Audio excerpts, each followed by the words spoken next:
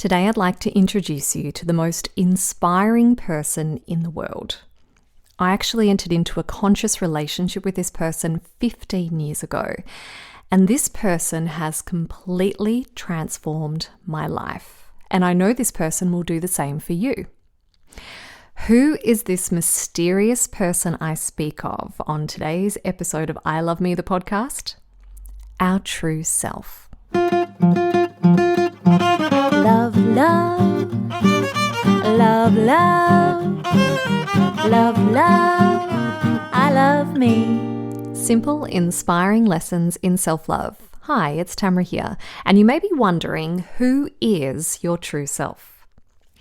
It's the authentic part of you, the person you really are, the part of you that acts from a place of love, who is kind and generous, who feels complete and whole just as you are. Your true self doesn't care what others think, and your true self doesn't feel limited or less than in any way. Your true self is the energy of love itself. In this way, your true self is not of the mind, but of the heart. Some people may call the true self our spiritual self or higher self. But whatever label you give it, it's the real you. And when you're willing to enter into a committed relationship with your true self, then you're able to live authentically. That's when we're able to accept ourselves unconditionally and we feel inspired by life and what we can do in this life. And life is easy, it's prosperous, it's fulfilling, which is what we all want, right? To live happily right now. So how do you go about reconnecting with your true self if your true self has become estranged to you? Or deepening your relationship with your true self if you've already started out on this path of exploring who you really are? Well, last week I shared a really powerful practice with you called the love wrap, a tool that can be used to help shine light on dark emotions and help us recenter after being triggered by a person or situation. What this practice is also really helpful for, and something I use daily, is to help us get into a clear, connected space so we can listen to the voice of our true self, so we can seek guidance from our inner wise person and access the wisdom that is within us. So if you haven't listened yet to last week's episode, Fill Yourself Up with Love, please do. Then give it a go. Practice filling yourself up with love and then simply listen to your true self. To begin with, you might not hear much. That's totally normal and, dare I say, expected. Because if you've been out of communication with your true self for a while, maybe you've never felt this connection to your true self, it can take some time to learn how to reconnect and trust that inner voice. But if you're willing to take the time to regularly connect with your true self, you will start to feel guided and held. And a relationship with your true self will start to form quite naturally. A relationship that is always there for you, always available to hold you, to guide you, to support you in this wild and wonderful life. So, you fill yourself up with love, as I teach in the love wrap, and then you listen. You may ask yourself a question and listen for the answer. The first answer that comes, if you're in that loving space, is the direct guidance from your true self. But if you feel self-doubt start to come in, a feeling that this isn't working, or a thought like, I can't do this, this is stupid, or is this really my true self speaking? Then you know you've lost your loving center.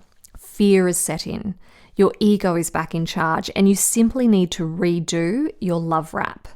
Then once you're full of love again, you listen. Like I said, this does take practice and a commitment to sitting with your true self every day if possible, even if for just 5 minutes a day.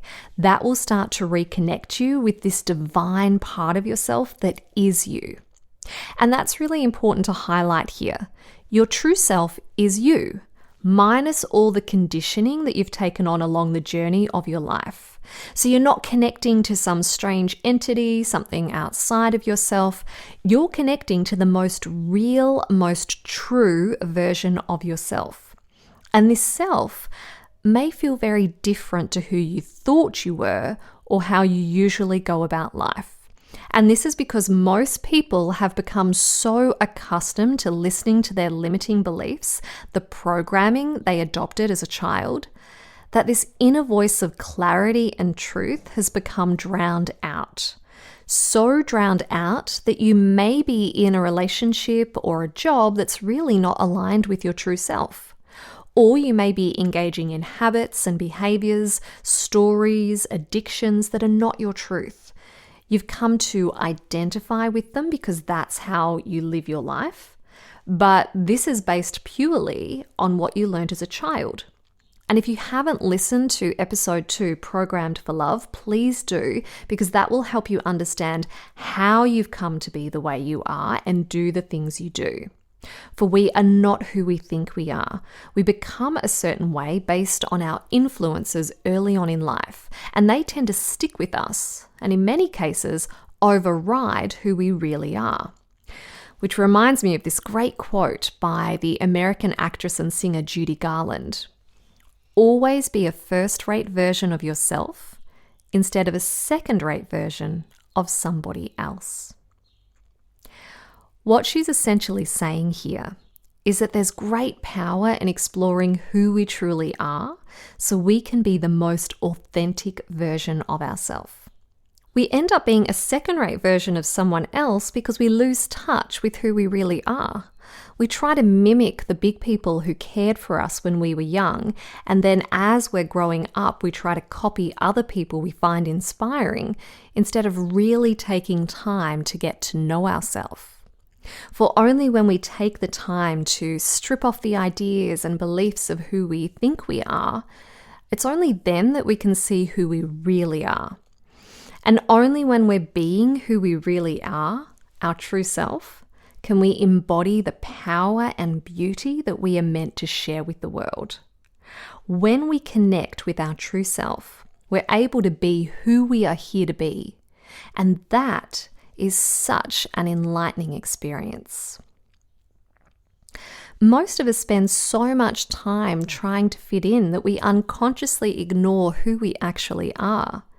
If we look at our programming, if we decide to live by it, we're not being our true self. We're being a person who is essentially imprisoned or ruled by a whole heap of beliefs and ideas that were handed down to us as a child and that have made us forget who we are. What I love most about cultivating a relationship with our true self is that when we listen to the wise words of our truth, it's far easier to stay in integrity. If we look at the Oxford English Dictionary's definition of integrity, it's the quality of being honest and having strong moral principles, and the state of being whole and undivided. In other words, our true self is our moral compass. It helps us rise above the habitual patterns and conditioning that would have us acting in a way that's dishonest. For example, I was brought up in a family where money was a struggle, and so when we were paying for something, if the cashier made a mistake to our advantage, my mum would shush me up so I didn't let the cat out of the bag. Now, obviously this is dishonest, but I was led to believe as a child that this is how you got ahead in life. So that became my way of doing life, to be dishonest if something was in my favor. Then, as an adult, I remember the exact same thing happening. I was paying for my meal at a cafe and the person doing my bill made a mistake, again to my advantage. I knew there was a mistake. And then I noticed how I automatically stayed quiet, even though I'd known there'd been an error. I didn't say anything. I walked away and realized, hold on, this isn't right. I need to break this pattern of dishonesty. Because while this is a pattern I learned from my parents, it didn't feel aligned with my true self. And by this point in my life, I had started connecting with my true self daily. So I had this new awareness that what had just happened was a childhood pattern that I'd been playing out. So I went back to the shop, I returned the change that wasn't technically meant to be mine, and in doing so, I broke that pattern of behavior. This is how easy it is for us to follow patterns of behavior, often without questioning them, because that's how we were taught to operate in the world. And it's only when we're willing to start connecting with our true self, which means essentially rising above that conditioning that creates those habitual patterns, that we're able to really start to act from an authentic and honest place. And in doing so, start to unplug those old patterns that are not serving us for the greater good of all. We get so used to following our ego's voice because that's our programming, the bit that unconsciously guides us through life, that in order to break this habitual pattern of thoughts and behaviors, we need to be present with ourselves. Conscious presence. That's the only way to pierce through the noise of the egoic mind. Each moment really is a new opportunity to choose the guidance of our true self over the voice of our ego, to essentially choose love over fear. Each time we choose love, we strengthen our ability to do so moving forward. We build a stronger love muscle, a clear path of love. Our relationship with our true self starts to be one that is more reliable, one that we trust more deeply. And in trusting the voice of our true self, we get shown how to live more vibrantly. Our true self wants to bring us the greatest fulfillment, and it knows the decisions we need to make in the now to be happy and healthy in the future now. When we take time to listen to our true self, we're essentially plugging into our own internal source of information, reliable information that helps us align more fully with the truth of who we are. For underneath all our beliefs is an aspect of inner knowing and intelligence that sees us as perfect and whole and complete. And that intelligence is what I call our true self. A true self that is essentially acting like a GPS, guiding us through all the traffic jams and breakdowns in life so we can have a smooth ride as opposed to a bumpy ride full of roadblocks. For our true self knows what is best for us, as opposed to our egoic mind, which is simply guiding us from a place of limitation, and will lead us down the back streets of doom and gloom if we allow it. When we listen to our egoic mind, we're essentially playing out the past in the present. So if we want a different result to what we got in the past, then we won't get it if we continue to listen to the ego, because the ego will create more of what we're familiar with, what we're programmed to experience. We need to start listening to our true self, 1, because it feels good, and 2, because that's what helps us break out of our habitual patterns and create the changes that we want in life. So in life, we're either listening to our true self, which is essentially born of love, or we're listening to our egoic mind, which is born of fear and is feeding us all the beliefs and ideas that we took on as a child.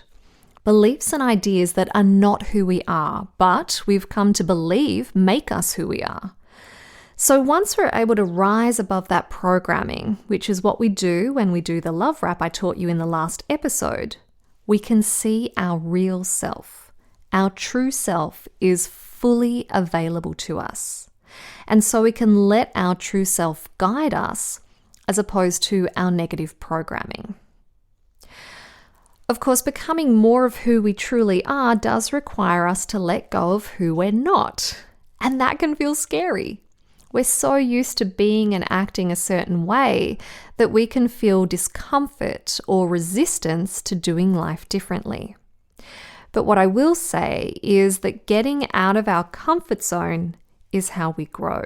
We can't grow or create change inside our comfort zone. We need to be willing to step outside of it. And for most people, starting to take the lead from our true self is outside of our comfort zone. Most of us have spent many, many years following our negative thought patterns and letting them dictate our decisions in life, that doing anything different can feel foreign or maybe even unsafe. Yet what's important to understand is that we were always meant to be guided by our true self. It's just that for most of us, at some stage when we were growing up, we were taught not to trust this part of ourselves. So we started to see ourselves as separate from this intelligence, instead going through life following a guide that was never ever meant to guide us. We let our limiting beliefs become our truth, but they only serve to limit us and create a false idea of who we truly are. Our whole life is a mirror reflection of how aligned we are with our true self. For instance, if we're struggling in relationships or with money, this is an indicator that we're not listening or listening deep enough to the guidance of our true self. We're still letting our old programming rule the show. Our body itself reflects how aligned we are with our true self. So if we're spending more time listening to the voice of the ego, essentially our limiting beliefs and negative programming, then our body usually starts to suffer in some way. I've worked with countless people with chronic health conditions, and as soon as they start to listen to their true self and connect with who they really are, then their body starts to heal. It's free to come back into alignment because it's not being hurt by the beliefs they're holding on to and acting out in day-to-day life. And yes, our beliefs and ideas about ourselves, if they're of a negative or limiting nature, they have the ability to physically hurt the body. But that's a topic for another episode. So you start to develop this relationship with your true self. Maybe you commit to a daily practice of love wrapping and listening. Your awareness of your true self starts to grow. And then you may notice how you feel like you're in this constant ping pong match bouncing from your true self to your ego, like there are two versions of yourself. The part of you that is always so darn negative on the world and yourself, and then the other part of you that sees the world through those beautiful rose-colored glasses, which is a good thing, by the way. Seeing the beauty in the world helps inspire us forth. We're not kidding ourselves by believing in our dreams. That is how we materialize things into our life. If you're being dragged down by a myriad of negative thought patterns, know that this is all the stuff you took on in error as a child. It's not your true self. Your true self is wiser than that, far wiser. She or he is inspiring and positive and full of love. Your true self sees the good in you and the good in the world, and she or he knows what you are capable of creating. Your true self has totally got your back, as long as you're willing to sit with your true self and listen. And in doing so, begin to enter into relationship with who you really are. So this week, I really invite you to practice the love wrap from last week's episode and just start to listen out for your true self. Begin those initial steps of building a relationship with your true self. Let your true self start to guide you through thoughts and words and feelings. Your true self will communicate with you in many ways throughout your day. Be willing to sit in silence with yourself and then follow your true self's cues as you go about life. If you do, you'll notice how life starts to get much, much sweeter because you'll be living a more aligned and more on purpose existence. That's all for today. Next week is an episode especially for the ladies ahead of International Women's Day. We're going to learn how to embrace our period and why menstruation really is a time of self-love. And if you're not a menstruating female, please join us anyway because the lessons in this episode are for everyone who identifies as a woman. Thanks so much for listening. If you enjoyed the show and are feeling generous, why not give it a little rating or a review in your podcast app? I would be so grateful. And this week, just enjoy getting to know your true self. And of course, if you're loving what I'm sharing on I Love Me, the podcast, and want to dive deeper into self-love, take a peek at my online school, gettingnaked.com.au, where I teach you how to strip off the layers of childhood conditioning so you can fall in love with you. Sign up for your free self-love starters kit there, and if you do enroll in any of my programs, know that a percentage of profits go to planting trees, so together we can re-robe Mother Earth.